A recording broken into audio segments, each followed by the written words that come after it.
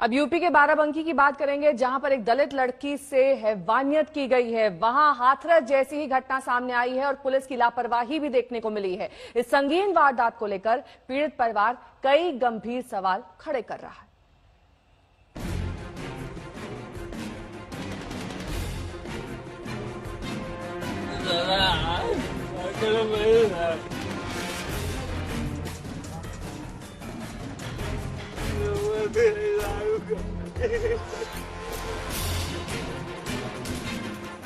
हाथरस के पीड़ित परिवार को अभी इंसाफ मिला भी नहीं था कि बाराबंकी में हुई वारदात ने फिर से पुलिस प्रशासन के रवैये पर सवाल खड़े कर दिए हैं।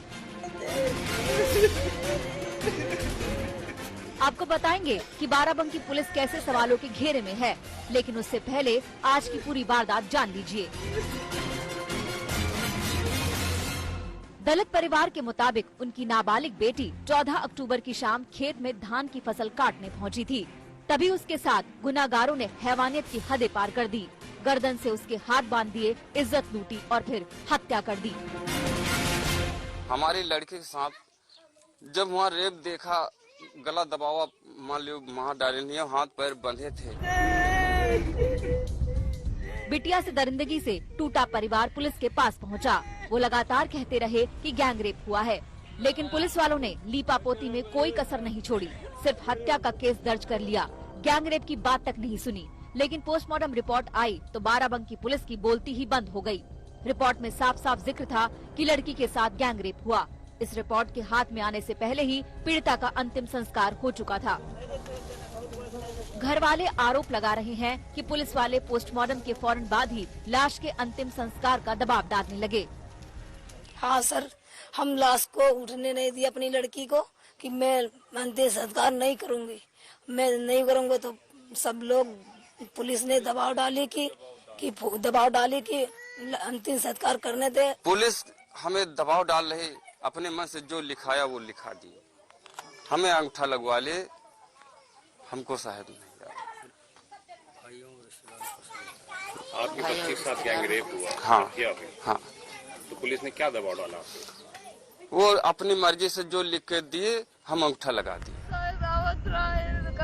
पीड़ित परिवार को भरोसा नहीं हो रहा है कि अब उनकी बिटिया इस दुनिया में नहीं है। रो रो कर उनका बुरा हाल है। लेकिन पुलिस के पास अपनी लापरवाही का कोई जवाब नहीं। उनके पास कहने को सिर्फ यही है कि कुछ लोगों से पूछताछ की जा रही है। 15/10/2020 को मृतका के पोस्टमार्टम के आधार पर धारा 376 की बढ़ोतरी की गई है।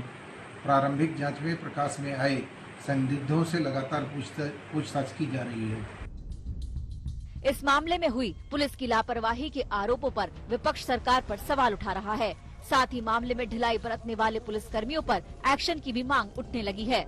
पुलिस का रवैया यह रहा कि पुलिस ने सही बात उसमें नहीं लिखी है, जबकि मौके पर पूरे गांव वालों ने देखा है कि उसके दोनों हाथ ऐसे पीछे उसके शर्ट से और बालों से बांध दिए गए थे और पूरी नग्न अवस्था में थी।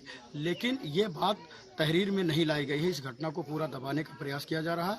मेरी तो ये भी डिमांड है कि उन पुलिस कर्मियों के खिलाफ कार्रवाई हो, सबसे पहले जिन लोगों ने ये तहरीर ही गलत लिखाई है।